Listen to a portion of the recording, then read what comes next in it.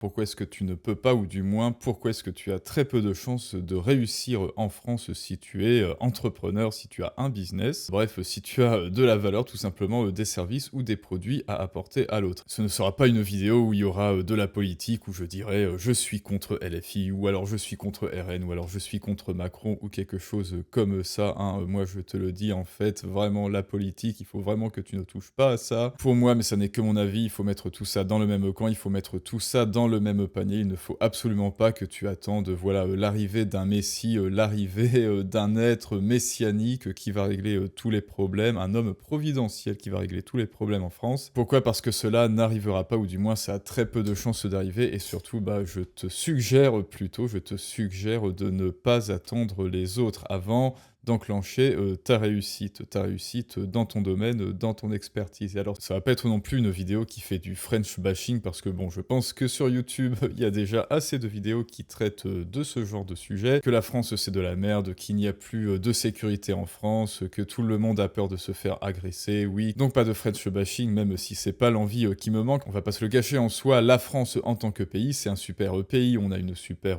culture, on a, différentes, langues, différents accents, différents dialectes selon la région, on a différents plats typiques, on a la gastronomie française, etc. Bon, mais je vais pas te parler de ça non plus, donc ni taper sur les politiques, mais on va quand même parler d'économie. Et là, c'est là que le bas blesse, parce qu'on va voir que justement, le système, oui, c'est lié à la politique, mais le système français, de l'administration française, de l'État français en soi, ne veut pas ton bien. L'État ne veut pas ton bien, et si tu ne te casses pas de France, l'État te cassera. Si tu ne te casses pas de France, toi et tes projets, toi et ton business, eh bien l'État français cassera ton business, et c'est comme ça, et c'est surtout les chiffres. Alors je vais pas te donner des super chiffres ultra précis à la marque Toiti, hein. Je fais avec ce que j'ai en tête, je vais peut-être mettre les sources en description, mais en tout cas déjà si tu es par exemple auto-entrepreneur, hein, c'est-à-dire tu as commencé un petit truc, un petit side business en même temps que ton emploi de salarié, eh bien là déjà tu vas rencontrer des obstacles. J'aimais bien le régime auto-entrepreneur avant, pourquoi? Parce que c'est simple, c'est certainement en fait, c'est un miracle en France, c'est certainement la chose la plus simple, la plus simpliste que l'État français, que l'administration française n'ait jamais créée. Mais là, déjà, tu as un pied dans le business et tu as déjà un pied dans les taxes. Bon, bah là, tu m'as vu venir, oui, effectivement, ce sont les taxes qui vont te ralentir en France, parce que la France, c'est un enfer fiscal. Et cet enfer fiscal, devine quoi, commence dès lors que tu acquiers tes premiers euros, ton premier euro en auto-entreprise. Dès tes premiers euros, l'URSSAF, eh bien, va te demander, alors ça dépend, entre 20 et 26%. En 2026, ça va même augmenter, 27% peut-être si tu es commercial ou si tu es prestataire, de services, ou même si tu agis en libéral. Bref, là déjà, à quoi servent ces, 25%? Eh bien, ils vont servir à une retraite que tu n'auras jamais, ils vont servir à des prestations sociales auxquelles tu n'auras pas droit et auxquelles les autres ont droit. Bon, bah, parce que ça aussi, alors j'ai dit que je ferais pas de politique, mais force est de constater que la France, c'est surtout le pays des droits de l'autre. Toi, en tant que travailleur, en tant que quelqu'un qui veut apporter de la valeur, eh bien, tu seras puni en France. En France, tu seras puni pour avoir voulu travailler. Tu seras puni pour avoir eu l'audace, l'arrogance de créer un business, de vouloir créer des services et des produits. Et l'État français va te le faire payer. Alors que si tu avais choisi de ne juste rien faire, eh bien, peut-être que ta vie en France aurait été beaucoup plus simple. Pourquoi? Parce que si on décourage, si on veut absolument décourager les entrepreneurs, eh bien, on encourage absolument un scénario où tu serais salarié au mieux et au pire improductif. Si tu es entrepreneur, n'espère même pas avoir quelconque reconnaissance de l'État, même si Macron, là, il a dit oui, les premiers de cordée, hein, c'est bien ça l'expression, les premiers de cordée, il faut absolument les encourager, oui, sauf que c'est toi qui vas payer toutes les taxes pour tout le monde, c'est toi qui vas payer les pensions sociales pour telle ou telle personne parce que, eh ben, ils ne veulent tout simplement pas travailler. Et en France, il y a, tu sais, le droit à la paresse, c'est-à-dire tu as parfaitement le droit d'être un paresseux, tu as même parfaitement le droit d'être paresseux. Et si toi, en revanche, eh bien, tu choisis de travailler travailler parce que tu as quelque chose, tu as une expertise qui te tient à cœur, tu as de la valeur, tu as des services, des produits qui te tiennent à cœur et que tu veux absolument montrer au monde, eh bien, à toi, l'État va te le faire payer et par une sorte de chantage moral, par une espèce de terrorisme de la solidarité, eh bien, ils vont te coller, tu sais, le flingue de la bien-pensance, le flingue du chantage moral sur la tempe et tu n'auras même pas ton mot à dire parce que c'est ça qui est vicieux. Toujours, selon moi, dans l'État français, c'est qu'on ne te laisse pas le choix. Tu vois, si encore on te laissait le choix, on te dit, voilà, tu as le choix de participer pour une sécurité sociale, tu as le choix de participer pour cette espèce de pseudo CPAM, mutuelle santé, assurance santé, tu as le droit de cotiser pour ta carte verte et tu as le droit de ne pas cotiser pour et de tout simplement, eh bien, bifurquer vers une assurance maladie privée. Et là, nous, l'État français, on ne t'en voudra pas parce que tout sera absolument optionnel. Là encore, je ne dis pas, ça aurait été bien, mais le fait est que là, on t'oblige, c'est-à-dire que si tu ne le fais pas, eh bien, tu vas devoir payer ou sinon tu vas en tôle, tu vas en prison si tu oses ne pas payer les autres par solidarité, solidarité factice, si tu oses ne pas donner 60, 70%, pour certains 80% de ce que tu gagnes, 80% de la valeur brute que tu as apportée au monde. Et d'ailleurs, ça se vérifie parfaitement, hein, tu sais, on en a parlé aussi, tu suis la chaîne principale, on a parlé de ce pauvre boulanger, enfin de ces pauvres boulangers, le 1er mai, eh bien ces boulangers, ils ne peuvent même pas ouvrir le 1er mai, c'est interdit ou alors c'est au cas par cas, mais en tout cas, s'ils ouvrent le 1er mai, s'ils choisissent en tant qu'entrepreneurs, parce que eux aussi, ce sont des businessmen, quoi, ce sont des artisans commerçants, et qu'est-ce qu'on leur fait passer comme signal, comme message? Non, vous n'avez pas le droit de travailler, c'est nous, l'État, qui décidons si vous travaillez ou pas ce dimanche ou ce 1er mai, c'est nous, l'État, qui décidons quand est-ce que vous travaillez, quand est-ce que vous ne travaillez pas, combien de pourcents est-ce que vous nous devez pour les autres, vous savez, ceux qui ne travaillent pas comme vous. Et c'est ça qui, moi, me déplaît, hein, ce qui m'horripile parfaitement en France, c'est que l'État choisit tout, absolument tout à ta place. Il y avait aussi cette histoire, alors c'était pas l'AFD, c'était une agence de la santé qui te dit, ou de l'écologie qui te dit, voilà, tel ou tel jour, tu as droit, ok, pas de souci, de changer de slip, tel ou tel jour, tu as droit de changer, voilà, 3 fois par jour, de gilet, tu as le droit de changer de pantalon 1 fois par semaine. Mais alors, je sais pas si tu te rends compte de ce manque de liberté que tu as en France, mais ne serait-ce que, alors que là déjà, dans ta vie privée, parce que l'État s'immisce dans ta vie privée, mais aussi en termes économiques, en termes de business. Si toi, un jour, tu as un business en ligne, une auto-entreprise ou une SaaS ou une SARL, peu importe, eh bien, l'État va venir s'immiscer dans tes propres affaires. Et c'est ça qu'il y a de plus vicieux pour toi. Si tu choisis de rester en France malgré tout, eh bien, c'est un État qui va se mêler de tout ce que tu vas faire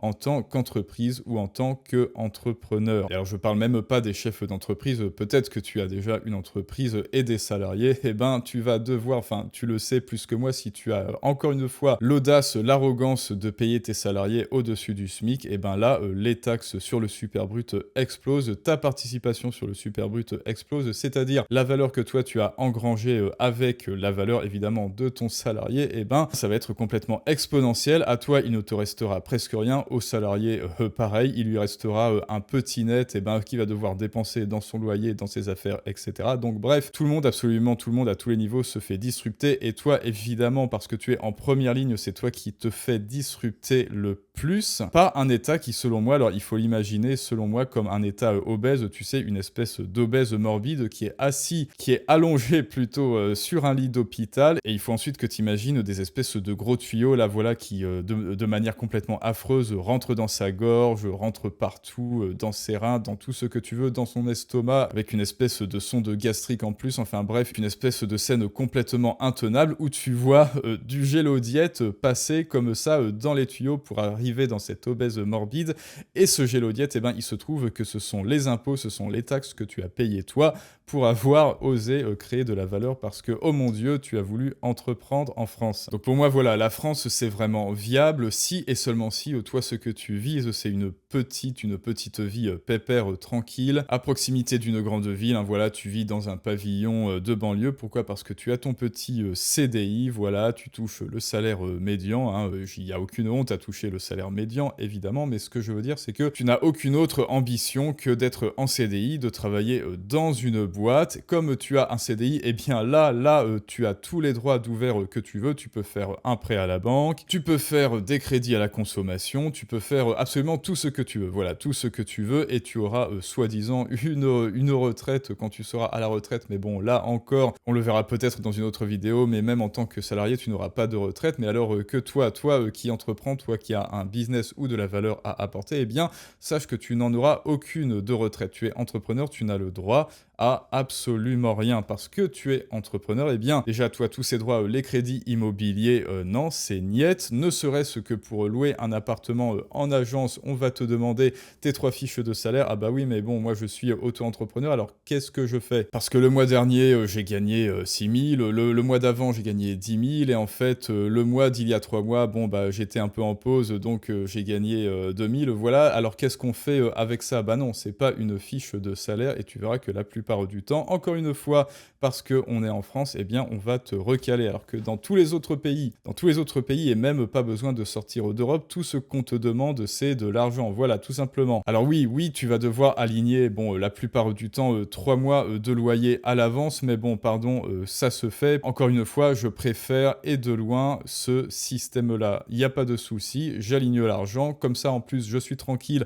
pendant les 3 mois d'affilée, la caution, et tu ne me demandes rien d'autre. Tu n'as pas à me mettre dans des cases. C'est que, bah, quelque part, tu vas toujours jouer le mauvais rôle, toujours jouer le rôle du méchant, hein. Bon, déjà, il y a une certaine partie de la population qui, bon, semble-t-il, vote plus à gauche ou même à l'extrême gauche, qui parle des méchants patrons, hein. Et évidemment, ben, c'est peut-être même la pensée générale qui règne en France. Et donc, c'est ça, moi, qui me gêne peut-être en majorité et le plus en France, c'est la mentalité, c'est le mindset des Français. C'est-à-dire qu'en France, tu gagnes de l'argent, c'est mal, tu es un pauvre petit ou une pauvre petite minorité ou un pauvre petit Français au RSA, eh bien tu vas jouer le beau rôle, tu es un gentil, tu es un productif, tu es paresseux, ça n'est pas de ta faute et ne t'inquiète pas, on va t'aider. Ceux qui bossent, ceux qui gagnent de l'argent, ils vont t'aider et si ils ne le font pas, eh bien ce sont des gros méchants. De toute façon, ils sont obligés de le faire, ils sont obligés de t'aider et on va leur faire du chantage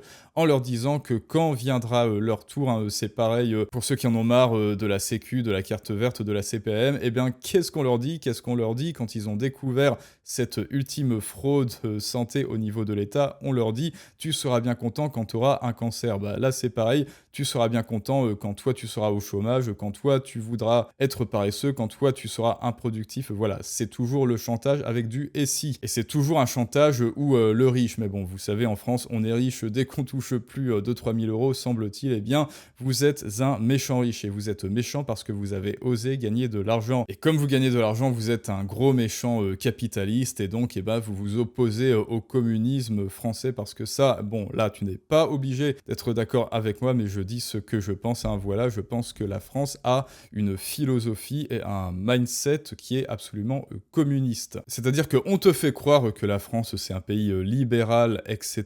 Mais non, évidemment, c'est un pays communiste qui est déguisé en pays libéral. Dans les vrais pays libéraux, eh bien, en fait, on aime les riches. Pourquoi est-ce qu'on les aime? Parce qu'ils ont de l'argent, et cet argent, eh bien, on va en profiter. Alors, soit par ruissellement, parce que oui, le ruissellement existe, et quand un riche va, par exemple, dans un État aux États-Unis, eh bien, les gens sont très contents. On ne dit pas, personne ne se dit méchant riche, méchant patron. Non, on se dit c'est génial. Pourquoi? Parce que son activité va participer à l'économie et à la vie de l'État, et ça va nous rapporter à tous de l'argent. En fait, ça va stimuler l'économie. Eh bien, en France, non. En France, tout ce qui est milliardaire et millionnaire, c'est des méchants riches, mais par contre, on veut bien leur argent, hein. Ça, alors, c'est bizarre. Mais même si tu n'es pas milliardaire ou millionnaire, ou si tu as juste une petite entreprise, auto-entrepreneur, etc., eh bien, là déjà, ce me semble, c'est beaucoup trop pour la majorité des Français, et il faut absolument absolument, absolument que tu rasques et que tu redistribues et que tu donnes l'argent à tout le monde parce que c'est ça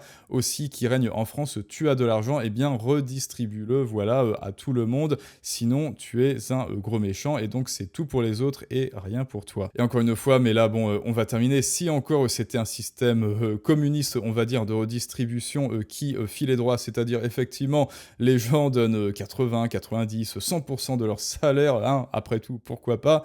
Mais en revanche, eh bien, en contrepartie, ils ont tout au poil, c'est-à-dire dès qu'ils traversent l'autoroute, on leur sert un plat de caviar et champagne. Dès qu'ils ont un pépin et qu'ils vont aux urgences, c'est bon, ils sont pris instantanément dans des super cliniques et tout est pris, tout absolument est pris en charge. Dès que vous perdez des dents, je sais pas, on vous donne les couronnes, enfin, on vous les rembourse totalement à 100%. On aurait un système scolaire qui serait comme la Suède, l'un des premiers au classement PISA, un super système scolaire où les Français seraient géniaux, super bons en maths, toutes les plus grandes universités du monde leur seraient ouvertes, etc. Et ben non, même pas. Pourquoi? Parce qu'en France, vous payez extrêmement cher pour des services qui sont calamiteux, pour des services qui sont médiocres. Et de toute façon, je pense qu'en tant qu'entrepreneur, ça n'est pas trop ta mentalité et je t'encourage plutôt à viser la privatisation, c'est-à-dire une sécurité santé privée. De toute façon, toi, tu n'as pas trop le choix. Et moi, selon moi, bah, soit la France s'effondre et peut-être qu'il y a un homme providentiel qui nous fait nous installer dans un état minarchiste où la France devient minarchiste, c'est-à-dire elle s'occupe du régalien et elle laisse les gens s'occuper de leur business tranquillement et c'est à toi de t'occuper de ta retraite, de capitaliser ta retraite, de t'occuper de ta santé avec une mutuelle privée, de t'occuper de l'éducation, de ton éducation, de celle de tes gosses, etc. Bref, un état minarchiste où l'état français te fout la paix et te laisse vivre tranquillement sans se mêler de ta vie. Sauf que, plot twist, à mon avis, ça n'arrivera pas. Il y a une chance sur 1 milliard pour que ça arrive et donc bah, l'autre solution, eh bien, c'est toi, si tu veux vraiment apporter de la valeur au monde, c'est, à mon avis, eh bien oui, de quitter la France qui ne veut pas de toi. Et si tu ne te casses pas de France, eh bien la France te cassera et elle cassera ton business, tout simplement. Et la seconde chose, la seconde solution, bah, si tu ne t'es pas encore mis à l'étrier, si tu as effectivement bah, un message à faire passer, si tu veux montrer aux autres que tes idées valent de l'or, si tu veux savoir parler des idées qui te tiennent à cœur, si tu veux savoir transmettre ton expertise, la transmettre efficacement, persuader ton public, ton audience et tes prospects et tes clients, eh bien, il y a, comme d'habitude, la masterclass Fais-toi comprendre et les clés de la persuasion en commentaire et en description. C'est gratuit et ça le restera. Cette masterclass, elle dure 20 minutes et c'est la toute première étape, la toute première des solutions pour apprendre à vendre tes idées, à persuader les autres et donc à faire exploser ton business et à augmenter ton impact sur le monde parce que les gens, enfin, te comprendront et surtout, occuper cette place dans le devant de la scène, dans la lumière avec tes idées, ton expertise et tes valeurs qui te revient de droit tout simplement. Et c'est tout ce que j'avais à te dire pour aujourd'hui. On se retrouve très bientôt, mais ça, c'est une autre histoire.